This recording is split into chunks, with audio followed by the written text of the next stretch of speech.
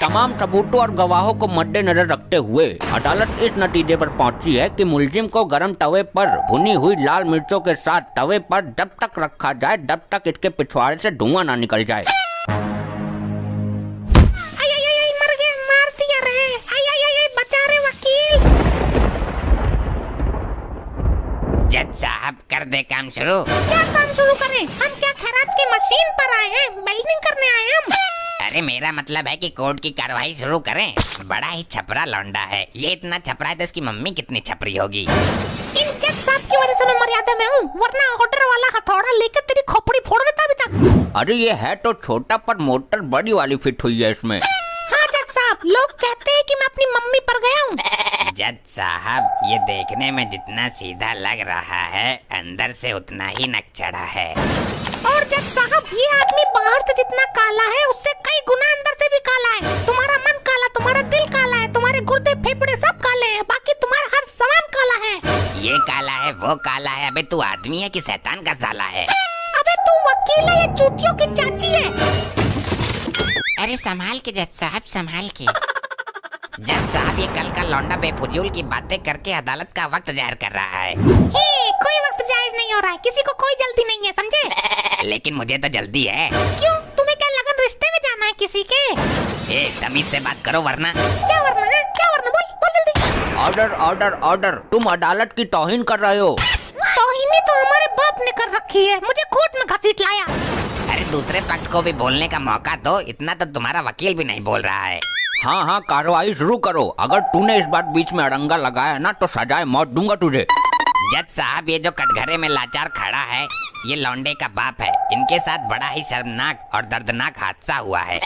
अच्छा, इनकी इज्जत पर हमला हो गया क्या? लुट गई कि बिक गई? जज साहब इससे भी बड़ा हादसा हुआ है जिसे सुनकर आप हिल जाएंगे। अरे तो जल्दी बताओ, अदालत को गुमराह क्यों कर रहे हो? जज साहब 3 तारीख की रात को जब मेरा मुवक्किल गहरी नींद में सो रहा था तब आगे भी बोलो महाराज। आगे बताते हुए मेरी आत्मा रो रही है जज साहब। तब इसने मौका पाकर उसके अबे आगे बोल, कल सुबह पनवेल निकलना है हमें। उसके पिछवाड़े में मिर्ची भर दी पिसी हुई, वो भी 2 पैकेट। क्या ये केस तो दुनिया से ही निराला है, ऐसा देश में पहली बार हुआ है। जज साहब बाप के साथ ऐसा क्रूर व्यवहार करते हुए इसका कलेजा नहीं कांपा। ऐसी शर्मनाक हरकतें करने के लिए इसे कड़ी से कड़ी सजा दी जाए। कड़ी से कड़ी मतलब तू क्या मुझे कोल्हू में पिसवाएगा? जज साहब ये मेरे मुवक्किल पर गंभीर आरोप लगा रहे हैं। जज साहब ये सच है, बिल्कुल सच, और इस सच को दुनिया की कोई भी ताकत झुठला नहीं सकती। आप बताइए क्या ये सच है? कांड हुआ आपके साथ? जी जज साहब हुआ तो है, मुझे ही पता है कि क्या बीत रही है मुझ पर। जज साहब वो है ऊपर जिससे कह रहे वो मेरा वकील है, 2-4 अक्षर पढ़ लेते तो ये नौबत नहीं आती। जज साहब मेरा मुवक्किल आज चश्मा घर पर भूल गया है, इसलिए ये दिक्कत आ रही है।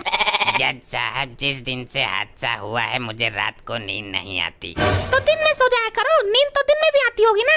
मेरी बात पूरी हो जाने दो, बीच में बोलता है पागल। बाप को बदमाशी सिखा रहा है। बोलिए, आप बोलिए, निश्चित होके बोलिए। जज साहब उस हादसे के बाद मेरे पिछवाड़े की तो दुर्गति हो गई। पूरे दिन सुलगता रहता है, हर समय इसमें आग ही आग निकलती रहती है। मैं अपना ज्यादातर समय पानी के टब में बिताता हूँ। जज साहब मुझे इंसाफ चाहिए, इंसाफ। जज साहब इंसाफ चाहिए। ऐसा आग फेंकने वाला अद्भुत पिछवाड़ा हमने पहली बार देखा है। जज साहब मेरे पिछवाड़े में तो अभी भी लपटें खड़ी हो रही हैं और तुम मजे ले रहे हो। ओह सॉरी, मेरा मतलब है कि ऐसा अद्भुत केस मैंने पहली बार देखा है। अरे वकील तू कैसे ढीला पड़ा है? तू भी कुछ बोलना, ऐसे तो दूसरी पार्टी केस जीत जाएगी। वाह, बहुत अच्छी कहानी बनाई मेरे मुवक्किल को फंसाने के लिए। ऐसे तो हर समय किसी के पिछवाड़े से आग नहीं निकल सकती, चाहे पिछवाड़े पर बम ही क्यों ना फटा हो। बहुत अच्छे, जिस पर गुजरती है उसी को पता चलता है। मैं जज साहब से गुजारिश करूंगा कि वकील साहब को आग का एहसास कराने के लिए इनके साथ भी मिर्चियों का प्रयोग किया जाए। अरे नहीं, इसकी कोई जरूरत नहीं है, मान ली मैंने आपकी बात। देखा जज साहब, जब वकील साहब कल्पना मात्र से ही इतना डर गए तो मेरे मुवक्किल पर क्या बीती होगी। इनके साथ इतना भयानक हादसा हुआ है, सजा दो जज साहब, कड़ी से कड़ी सजा दो। अबे वकील क्या कर रहे हो तुम? मुझे केस में जान नहीं दिखाई दे रही। अगर मैं हार गया तो तेरे पिछवाड़े में भी मिर्ची भर दूंगा। मेरा बाप आज भी 1.5 घंटे कमोड में बैठता है, बिना बात के टंकी खुली रखता है। आपके पास क्या सबूत है कि मेरे मुवक्किल ने मिर्ची भरी है? हमारे पास गवाह है। कौन सा गवाह? कैसा गवाह?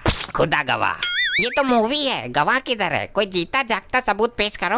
हमारे पास गवाह है, हकीम लंगड़ा। हकीम लंगड़ा हमारा नौकर यो गवाही देगा मेरे खिलाफ, पर ये तो बहरा है। हकीम लंगड़ा को पेश करो।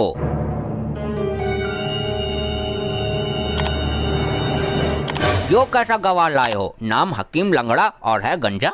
जज साहब नाम है लंगड़ा और देखने में है गंजा, और वैसे तो है ये बहरा। क्या बहरा भी है यो? तो ये क्या गवाही देगा? दूसरा कोई नहीं मिला? इसे तो कुछ सुनाई नहीं दिया होगा। जज साहब जोर से बोलने पर आवाज आ जाती है इसे। तो हाँ भाई, तुम गवाही दोगे? अच्छी बात है, पर तुम मुझे दवाई क्यों दोगे? तुम जज हो कि डॉक्टर हो? अबे जज साहब गवाही के लिए बोल रहे हैं, गवाही के लिए।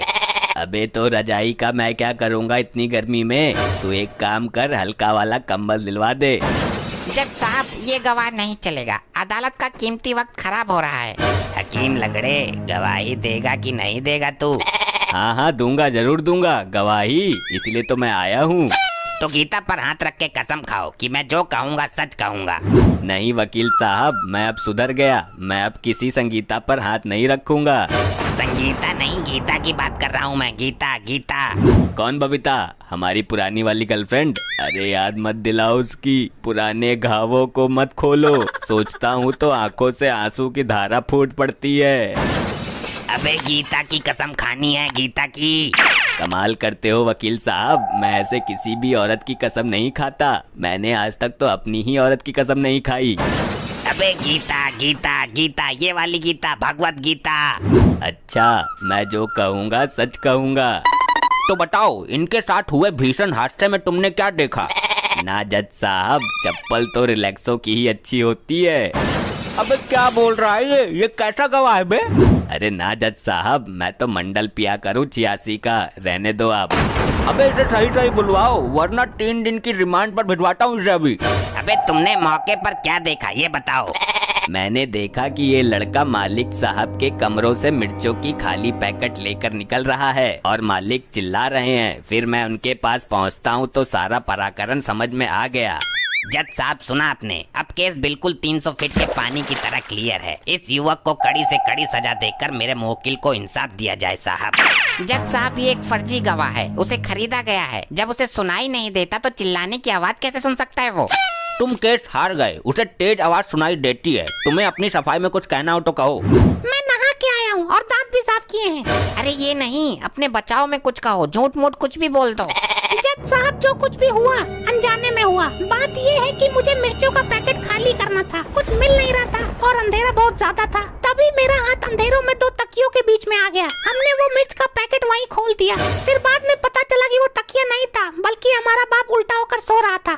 मतलब ये कर्मकांड तुमने ही किया है? चलो ये तो साबित हो गया। अरे वकील साहब ये केस तो हार गए हम। तो मैं क्या करूं? मैंने तो बोला था कि अपने बचाव में कुछ बोलो, तुमने सीधा ही गुनाह कबूल कर लिया।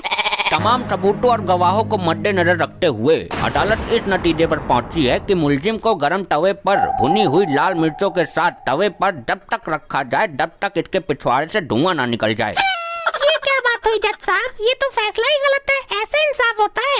जज के फैसले पर उंगली उठाता है, सवाल खड़े करता है। तुझे 3 दिन के लिए रिमांड पर भिजवा दूंगा।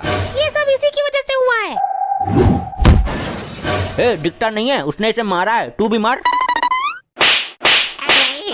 अबे मुझे नहीं मारना था, उसे मारना है।